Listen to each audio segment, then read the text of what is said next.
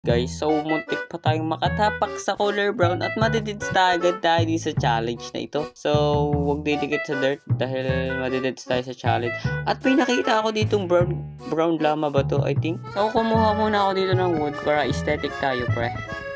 At yeah, para makakrap tayo ng slab. Uy, bawal tayo dumikit sa brown, pre. Uy, pre, village, let's go! So, magkakrap tayo ng slab para di tayo makatapak sa brown. At ang goal natin sa video na to, guys, ay makahanap tayo ng isang emerald para maging pogi. So, i-check natin yung chest, guys. Wala yung kanina at i-check naman natin tong isa na to, guys. Uy, bawal tayo dumikit dun.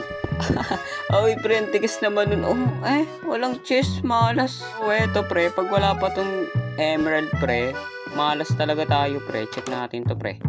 Uy, emerald.